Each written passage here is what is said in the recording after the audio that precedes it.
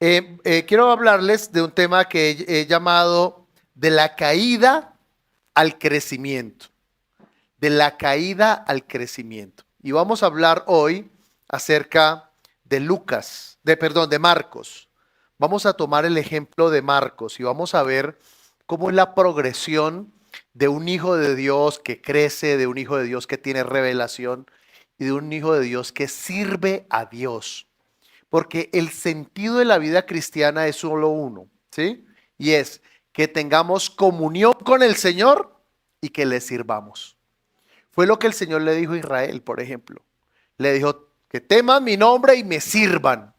Y esa es la voluntad de Dios, que tengamos comunión con Él, intimidad con Dios para sustentarnos espiritualmente y también que le sirvamos. ¿Bien?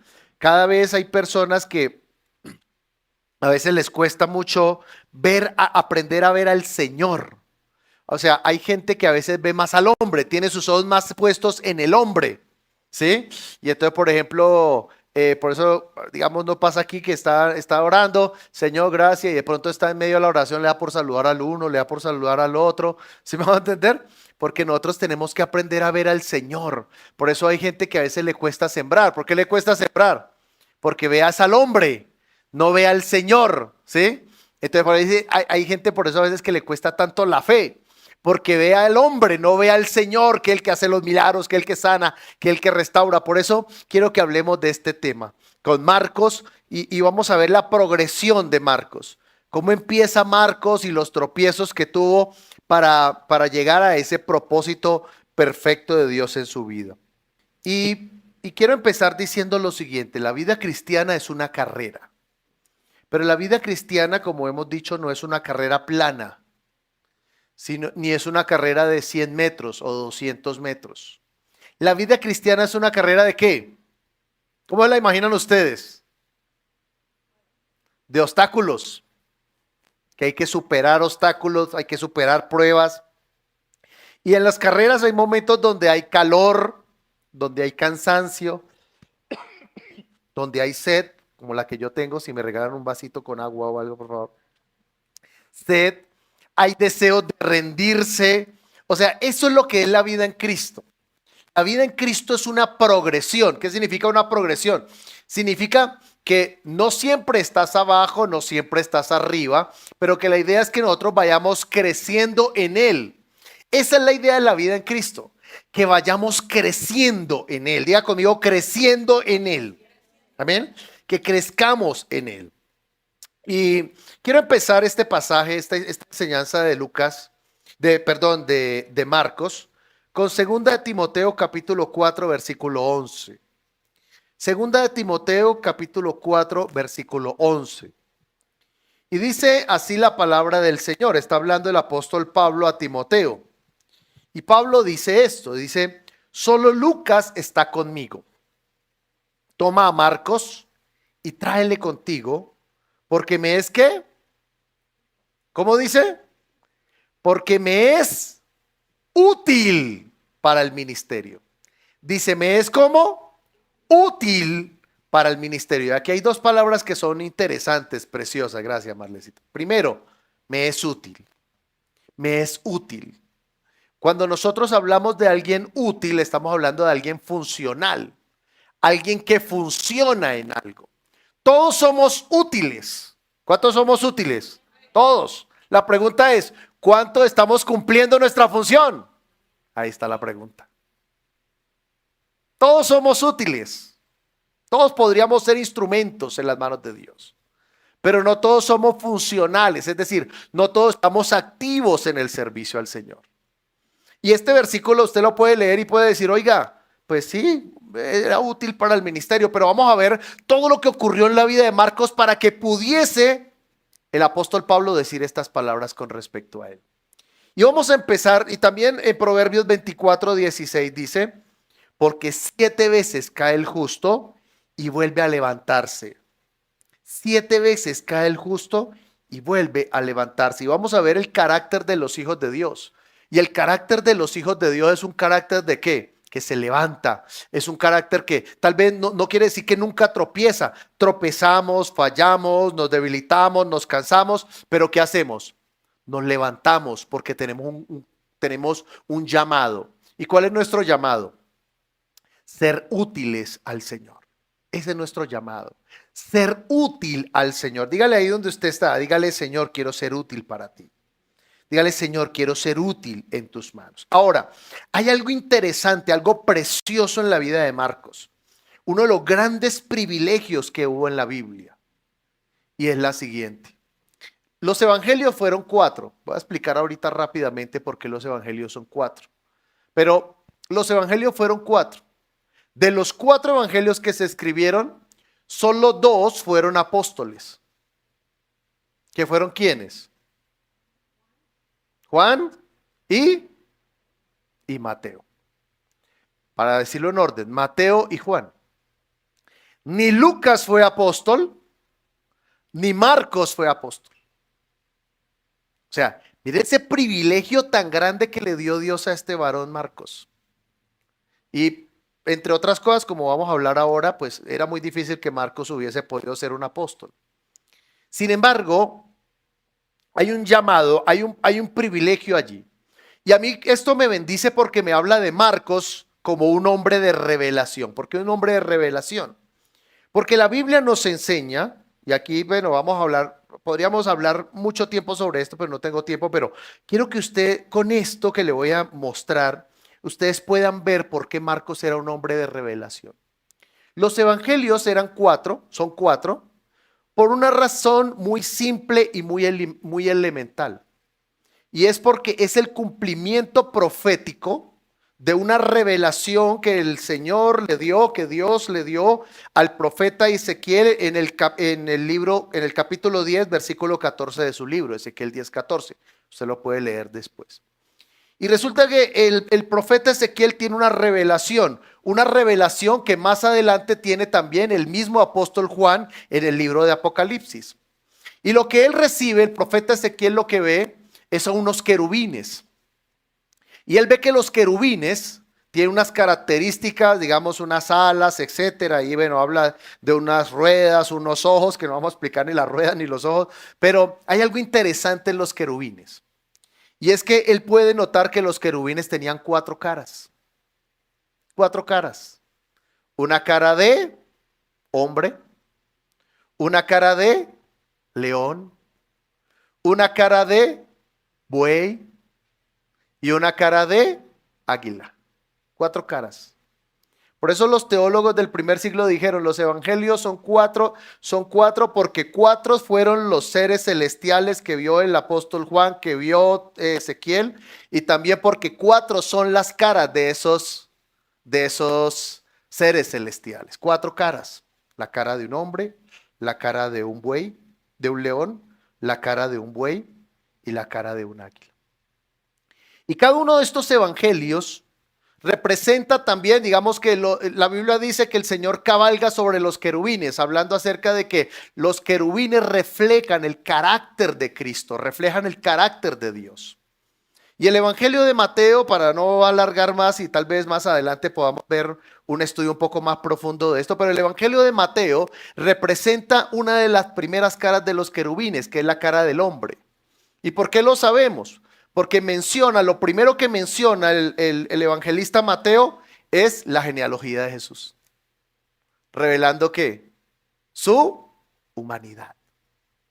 Que el Señor Jesucristo no descendió como Mr. Bean del cielo, ya hecho y derecho, sino que Él nació, se hizo hombre, creció como un niño y se desarrolló como un humano, o sea, 100% hombre.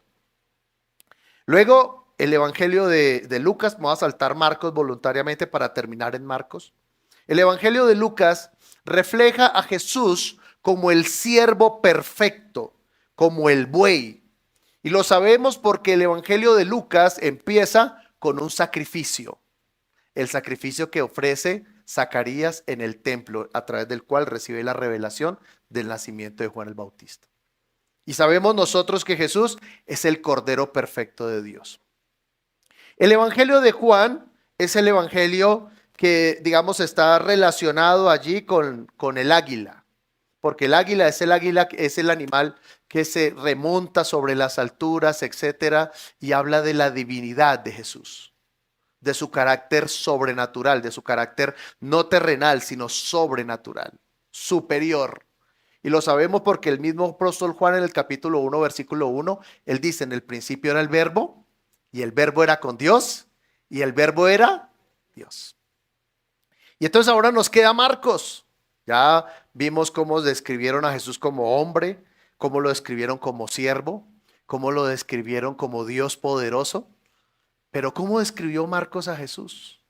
Lo describió como un león, como el rey de Israel. Por eso en el capítulo 1 vemos a Juan el Bautista rugiendo como un león también en el desierto de Israel, clamando y preparando el camino del Señor.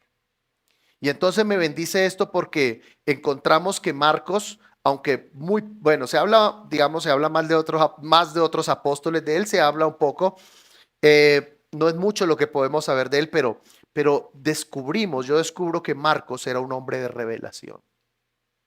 Ahora, por qué hay gente que recibe más revelación que otra? Y yo con esto quiero bendecir su vida con esto que le voy a decir. ¿Por qué hay gente que recibe más revelación que otros? Porque hay gente que tiene más hambre y más sed que otros. El Señor dijo en su palabra, bendecidos son los que tienen hambre y sed de justicia. ¿Por qué? Porque ellos serán saciados.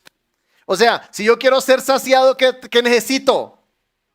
Tener hambre, tener sed.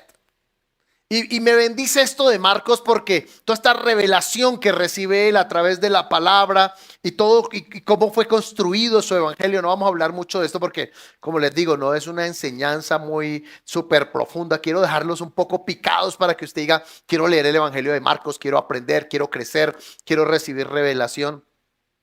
Pero me bendice porque es un hombre de revelación. Y personas de revelación son personas de intimidad.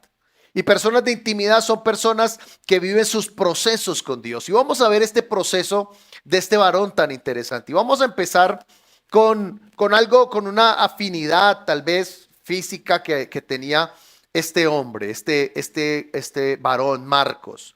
En el capítulo 4, versículo 10. ¿Qué dice la palabra, Lady? Revisa que tengas el micrófono encendido, por favor. Dice Colosenses 4:10. Sí.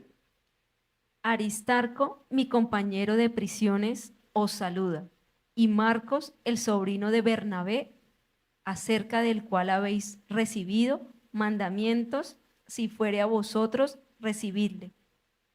Bueno, mire lo interesante. ¿Qué dice el versículo? ¿Que de quién era sobrino?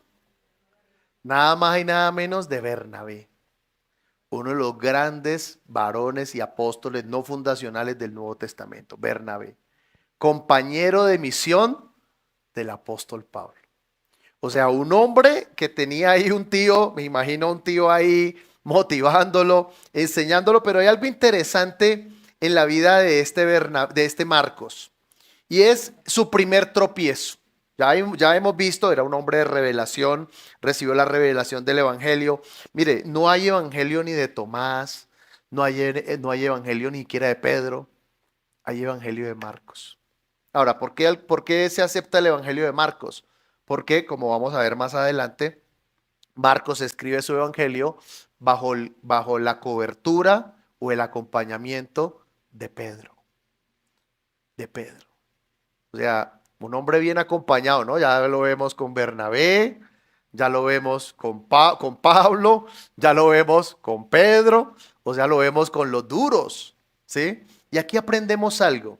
Si usted quiere crecer espiritualmente, ¿con quién se debe juntar? Con personas que le aporten a usted espiritualmente. Júntese con gente que tenga la misma sed de Dios, que tenga el mismo anhelo de caminar con Dios. Por eso la Biblia dice, no se una en yugo desigual.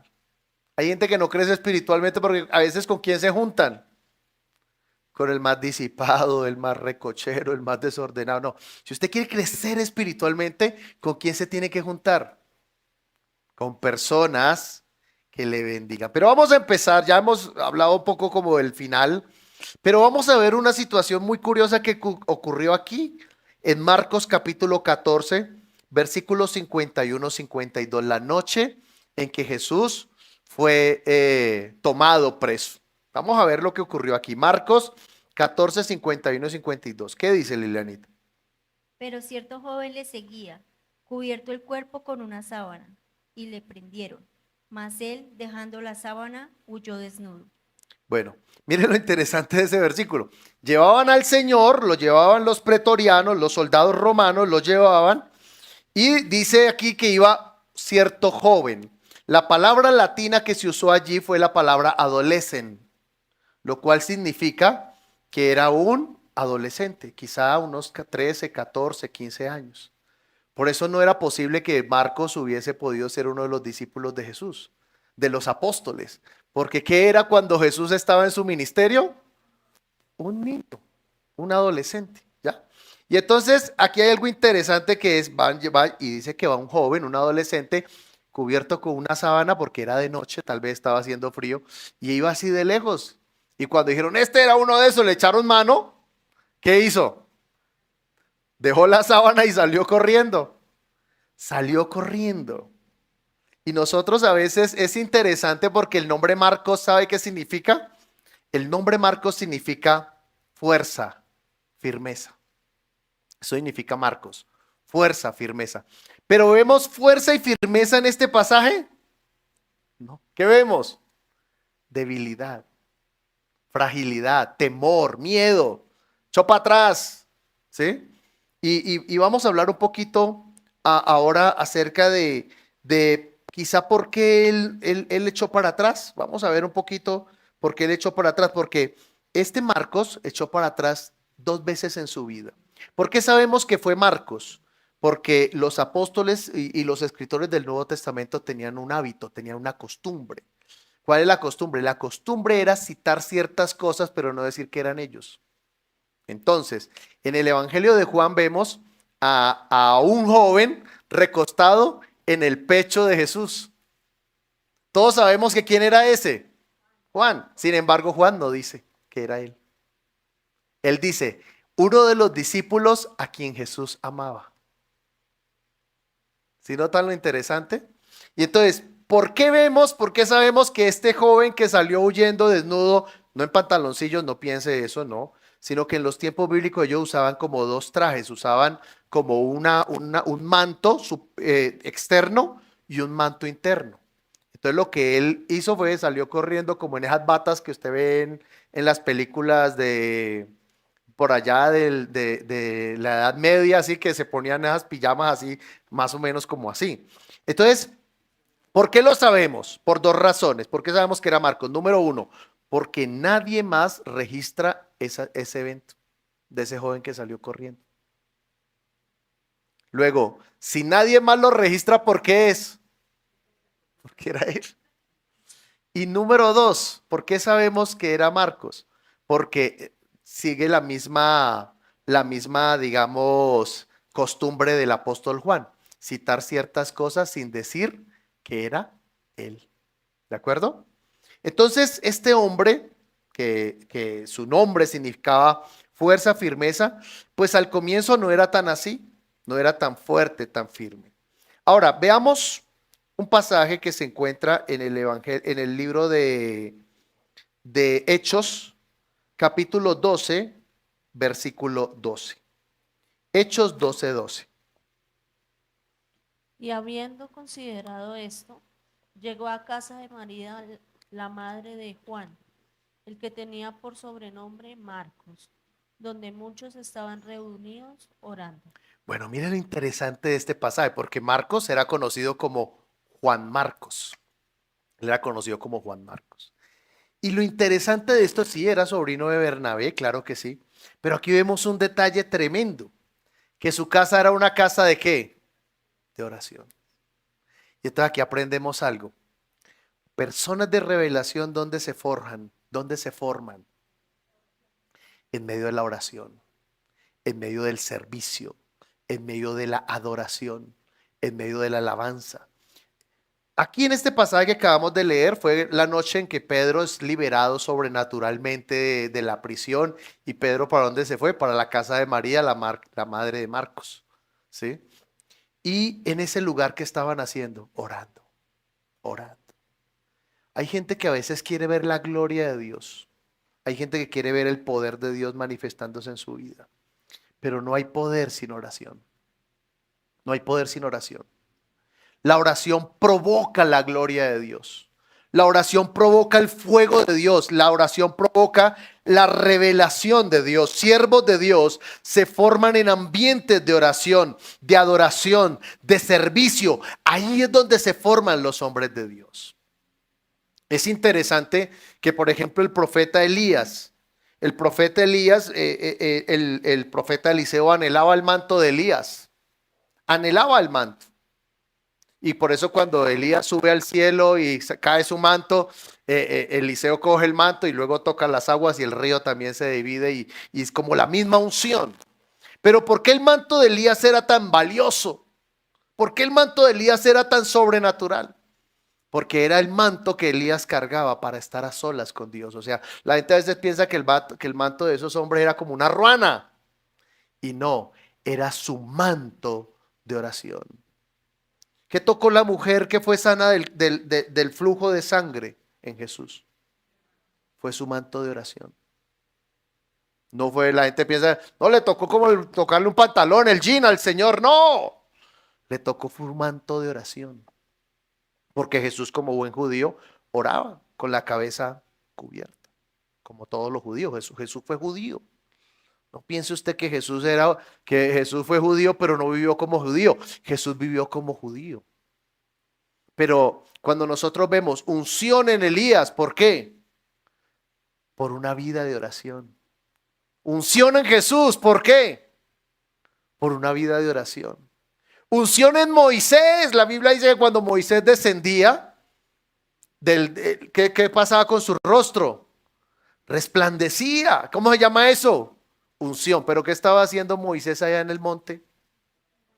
¿Viendo fútbol? Estaba orando. Entonces, hombres, mujeres de oración, de revelación, se forman en oración. Ahora, es interesante esto, que en la primera referencia que tenemos de Marcos, ¿qué es? Es huyendo. Es la primera referencia que tenemos. La segunda referencia que tenemos de él, ¿qué es? Aquí en este pasaje. Orando. ¿Por qué? Porque esto ocurrió después de la noche en que Jesús fue crucificado. O sea, él ya aprendió aquí algo. Aprendió algo. Aprendió lo que es caminar con el Señor. Ahora, usted puede estar caminando con el Señor, podemos caminar con Dios y tener hambre de Dios, tener sed de Dios, pero eso significa que nunca vamos a fallar. ¿Significa eso que nunca vamos a equivocarnos? Bueno, vamos a ver lo que dice la Escritura en Hechos 13:13. Vamos a ver. Habiendo zarpado de Pafos, Pablo y sus compañeros arribaron a Perge de Perfilia, pero Juan, apartándose de ellos, volvió a Jerusalén. Bueno, en Hechos 13:13 vemos algo interesante aquí con Marcos. ¿Qué sucedió en ese pasaje? Dice que estaba Pablo con Bernabé preparando la misión, estaban ya listos para partir. ¿Y qué dijo Marcos? Señoras y señores, con mucha pena, pero yo me devuelvo. Esto no es para mí. Y se echó para atrás. Entonces ya vemos, un tropiezo, sale desnudo, ora, se mete con el Señor, tal vez empieza a recibir revelación y tal vez esa revelación lo emocionó tanto que dijo, yo me voy a servir al Señor. Y cuando Pablo lo sentó y dijo, bueno muchachos, vamos a una misión, es posible que nos maten, que nos apedreen, nos van a rechazar, nos van a escupir, tal vez nos van a crucificar, nos van a quemar vivos. Entonces, ¿qué dijo Juan? ¿Qué dijo Marcos? Dijo, uy, no, esto como que no es para mí. Y entonces aprendemos algo, quizá cuánto tiempo había ocurrido entre la época en que él sale desnudo y este pasaje que acabamos de leer. Quizá unos 25 años. O sea, todavía era un hombre joven. ¿Por qué personas a veces se echan para atrás? Porque a veces la fe de ellos no es firme. Bueno, a veces por la edad. Hay gente que a veces por la edad, cuando yo empecé mi vida cristiana, todos nosotros éramos adolescentes. El mayor de nosotros tenía 15 años. Y muchos de esos jóvenes que empezaron conmigo en el Señor ya no están. Están en el mundo, volvieron atrás. Porque hay gente que vuelve atrás a veces, ¿por qué? Por la edad, porque son chinos. Por eso a veces en campamentos llega un niño de 10 años, todo contento, yo me quiero bautizar, yo me quiero... No, mi hijo, espere. Espere, papito. ¿Por qué? Porque es muy seguro y muy probable que eso sean emociones. Emociones. Entonces, a veces hay gente que es inestable, falla, desfallece por la edad, porque son niños. Otros, porque son inmaduros espiritualmente. ¿Por qué Marcos tal vez echó para atrás en esta misión? Porque no tenía la madurez espiritual. Sí, tenía un corazón dispuesto para Dios, tenía hambre, tenía sed de Dios, pero era inmaduro espiritualmente. Y en las iglesias y en la iglesia a veces hay mucho niño con bigote. Hay muchas personas inmaduras que se dejan afectar, que me saludaron, que no me saludaron, que me miraron, que no me miraron. En una ocasión una persona, estábamos en un lugar y llegó un metalero, mechudo ahí, vestido de negro ahí con unos símbolos de la camisa. Y cuando llegó y se metió a la reunión, varios cristianos, no, pastor, ese hombre llegó y a mí me entró una perturbación, yo no sé, yo entré en una lucha espiritual, yo ya no pude orar. ¿Sabe cómo se llama eso? Inmadurez. Tiene otro nombre.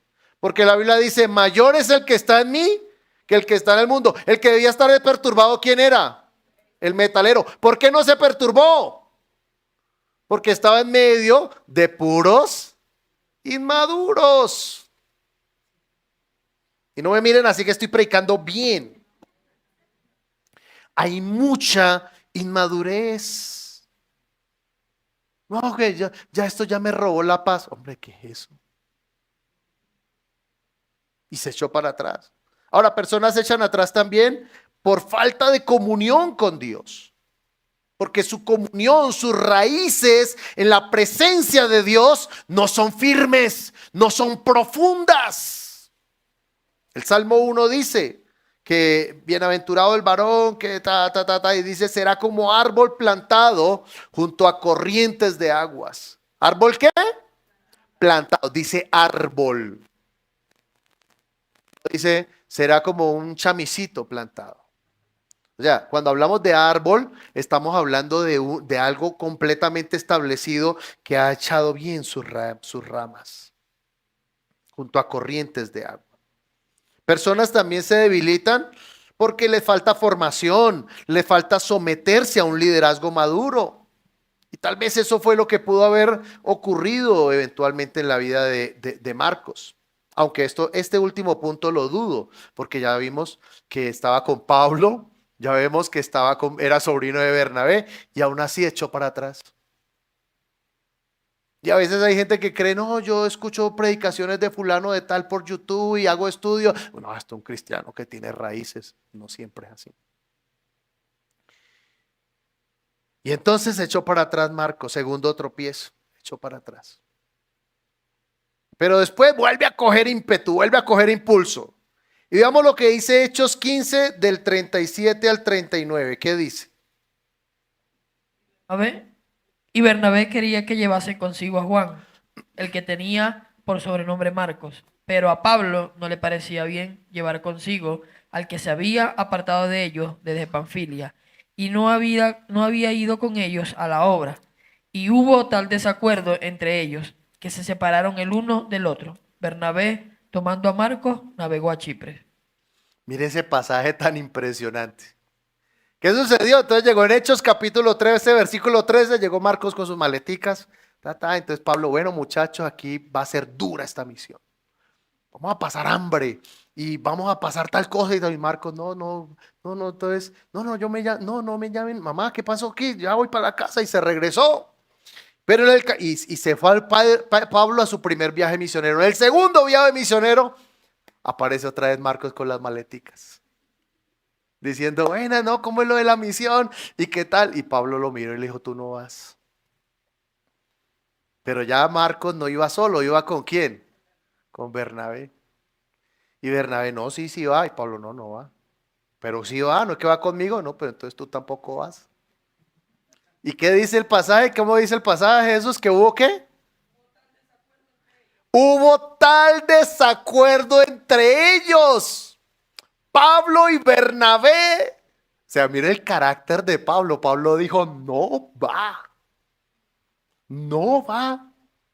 Pues ¿sabe qué me gusta de esto? Que Marcos entonces se fue para el mundo porque Pablo no lo mandó a la misión. Se fue para el mundo. Se volvió ateo. No, se fue pero con el tío, bueno, pero se fue a servir al Señor. Pero mire el Pablo, el radicalismo de Pablo. Mire, estamos leyendo, ¿con qué pasaje empezamos leyendo? Con Timoteo, donde Pablo, ¿qué dice? Tráigame a Marcos. Pero en este pasaje vemos a Pablo amando a Marcos. Vemos a Pablo, oye, es que Pablo no le aflojó ni esto. No dijo, bueno, listo, vamos a ponerlo a prueba chino, camine unos 3 días a ver usted cómo. No, dijo, no va.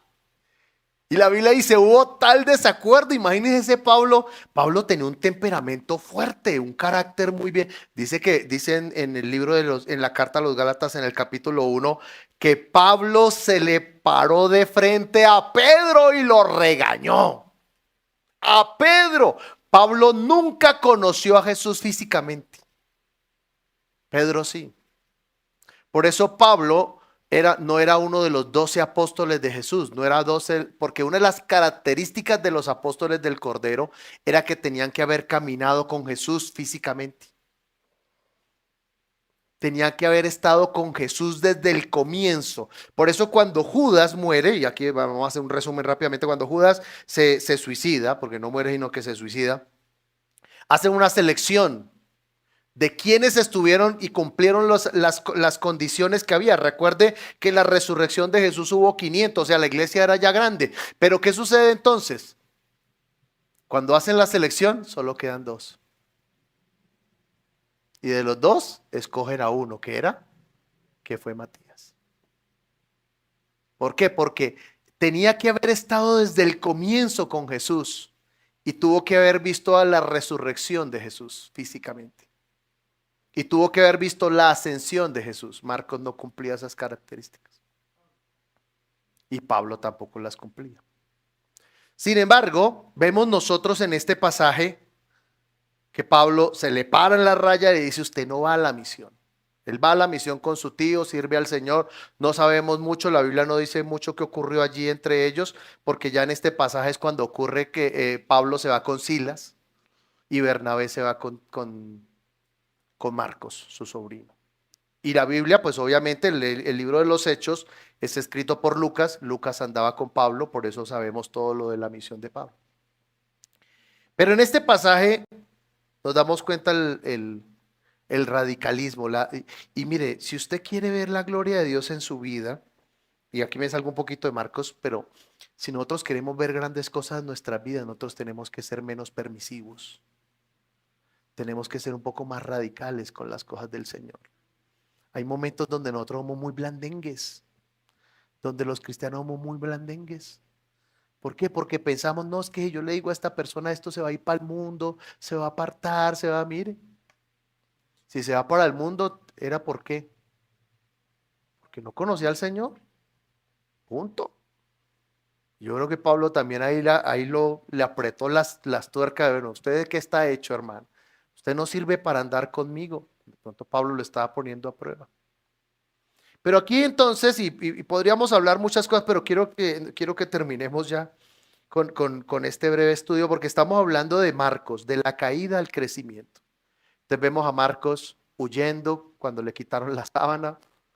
Después vemos a Marcos también, bueno, pero lo vemos orando, o sea, sube, cae, pero sube. Y después se echa para atrás de la misión, o sea, vuelve a caer. Pero se va a la misión con su tío después, o sea, vuelve a subir, ¿sí? Y ahí lo vemos caminando con el Señor. Ahí lo vemos avanzando con el Señor. Ahí lo vemos. Y vamos a terminar con este pasaje, que es la restauración la restauración completa de este varón, de Marcos. Primera de Pedro capítulo 5 versículo 13. ¿Qué dice? Dice, la iglesia que está en Babilonia, elegida juntamente con vosotros, y Marcos, mi hijo, os saluda. Bueno, entonces ya vemos a Marcos con quién. Con Pedro. Con Pedro. Él dice, la iglesia que está en Babilonia os saluda. Algunos comentaristas dicen que esa Babilonia se refiere a Roma, ¿no? Que está allá en Roma. ¿Y cómo dice, cómo lo llama Pedro? Mi hijo. Mi hijo. O sea, ya estamos viendo a este Marcos más fortalecido, más creciendo en el Señor, más estructurado su carácter, su visión. Y entonces aquí aprendemos la importancia de aprender a caminar con personas maduras en Cristo. Ande con personas maduras. A veces uno se da cuenta que hay personas que, no sé, está sentado usted con alguien inmaduro y, ¿cómo le pareció la reunión? No, están como desanimados, como desafinados hoy, no sé. Sí, sabe que yo también lo noté. Y los dos entran ahí en un... ¿Sí me hago entender? Cuando el maduro, ¿qué debería ser? No, es que el que es inmaduro es el que se fija en todas las cosas, que afinaron, que no afinaron, que entraron a tiempo, es el que es inmaduro. Son puras inmadureces. Que lo saludaron, que no lo saludaron, que ocurrió, que no ocurrió, que pasó, que no pasó. Pura inmadurez. Pero el maduro, ¿qué es el que hace? Lo coge y le dice, no, mijo, pues usted, ¿por qué se fija en esas cosas? ¿Usted a qué vino, hermano? ¿Qué le pasa? Le da un coscorrón, no, tampoco un coscorrón, pero ¿qué hace? Lo corrige, lo forma, porque ¿qué dice la escritura en Proverbios 13:20? ¿Qué dice? El que anda con sabios, sabio será, mas el que se junta con necios será quebrantado. El que anda con sabios, ¿qué? Sabio se hará, se hace sabio. Por eso Pedro lo llama mi hijo, porque ya en esta etapa de la vida, ¿cómo es Marcos? Ya un hombre maduro.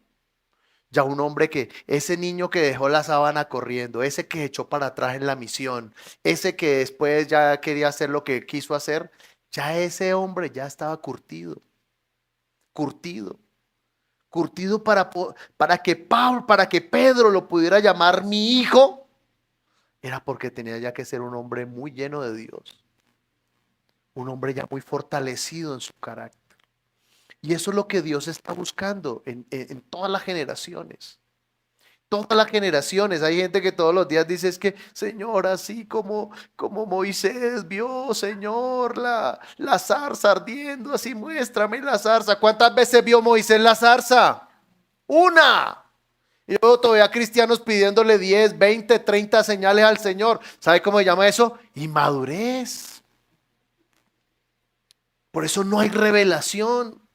Por eso no hay como esa gloria de Dios en ellas, pero ustedes siempre lo ven las mismas. De Señor, le pedí al Señor una, siempre pidiendo señales.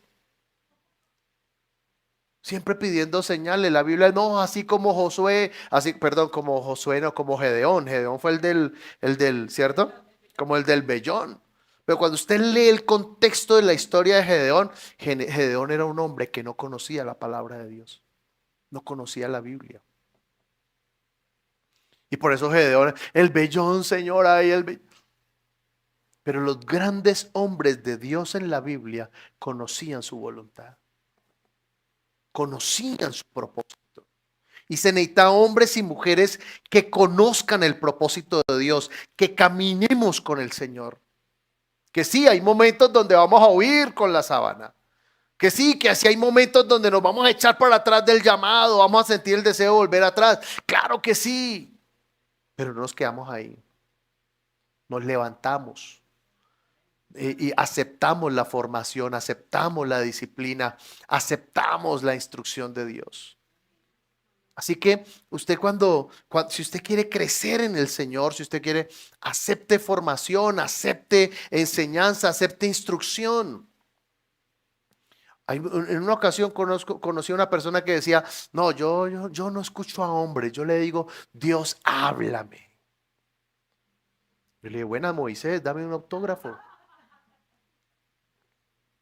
porque Dios trabaja a través de personas. Y aquí vemos a Pedro diciendo, este es mi hijo, o sea, yo lo cogí, lo terminé de pulir, le terminé de apretar las tuercas, terminé de corregir ciertas cosas en él. Y es ahí cuando llegamos a este pasaje para terminar. Segunda de Timoteo, capítulo 4, versículo 11. ¿Qué dice? Solo Lucas está conmigo. Trae a Marcos contigo cuando vengas, porque me será de ayuda en mi ministerio. Bueno, mire, ya vemos a Pablo, perdón. Ya no está diciendo, no, ya no lo quiero ver, que se vaya. Ya está, ¿qué está diciendo? Me es útil. Tráelo porque ya maduró. Gracias por acompañarnos hoy. Suscríbete a nuestro canal para que veas más contenido de nuestra iglesia. Recuerda, somos la Gran Comisión Bogotá.